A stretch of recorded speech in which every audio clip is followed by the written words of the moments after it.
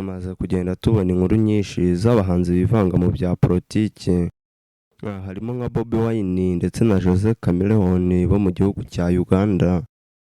Gusa burya ngo niba biboroheye, dore ko akenshi na kenshi bigaragara bagirirwa nabi bikaba byabaviramo gufungwa ndetse n'urupfu.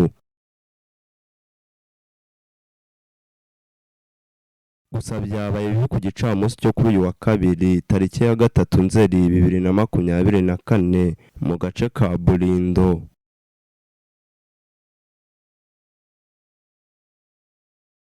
Aho bivugwa ko umuhanzi twamenye nka Bobi Wine yaje kuba araswa.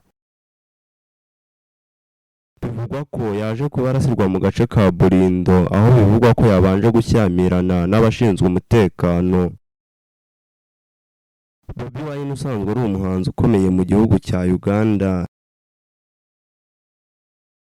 yarushijeho kumenyekana nyuma yo kwinjira muri politiki y'iki gihugu ndetse agashinga n'ishyaka ritavuga rumwe n'ubutegetsi bwa Perezida Yoweri Kaguta Museveni. Uyu muhanzi yarasiwe ahitwa Bulindo mu karere ka Wakiso, aho yakomeretse ku kaguru ndetse amashusho yakwirakwijwe ku mbuga nkoranyambaga yagaragazaga Bobi Wine arandaswe mu maboko atabasha gutambuka. Ishyaka rye rya National Unity Platform ryatangaje ko yarashwe mu kaguru agakomereka mu buryo bukomeye, rikemeza ko yarashwe na polisi za Uganda. Ubutumwa bwanyujijwe ku rubuga nkoranyambaga rwa X yahoze ari Twitter bagize bati: abashinzwe umutekano ba Uganda bagerageje kwambura ubuzima perezida wacu Bobi Wine, yarashwe mu kuguru ndetse arakomereka ku buryo bukomeye.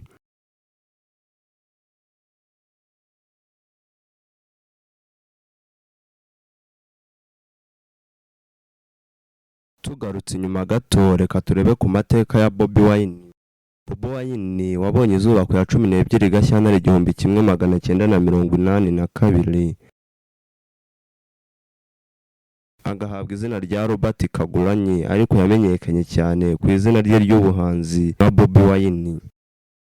Ni umurwanashyaka wa Uganda n'umunyapolitiki ukomeye cyane, akaba umuririmbyi n'umunyamategeko ndetse n'umukinnyi wa filime. Yahoze ari umudepite mu ntara ya Kadoza mu burasirazuba bw'akarere ka Wakiso, aho nyine ni mu gihugu cya Uganda. Ayobora kandi ishyaka rya politiki ry'ubumwe ry'igihugu. 2019 Kamena yatangaje kandidatire ye mu matora ya perezida wa Uganda yari ateganyijwe 2021. Yitabiriye amatora yo mu 2021, aho nk'uko bigaragara mu bisubizo byatanzwe yatsinzwe na Yoweri Kaguta Museveni. Ku ya 14 Ukuboza 2021, leta ya Uganda yafunze Bobi Wine by'agateganyo.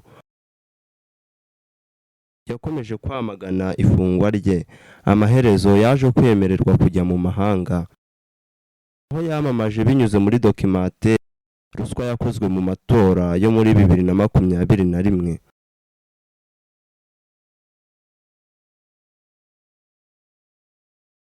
Agarutse muri Uganda ku itariki 5 Ukwakira 2023, yongeye gufatwa arafungwa. Nakwibutsa gukora subscribe, like, share na comment kuri MD World TV. Turi kumwe, yari Nivuguruzwa Raphael.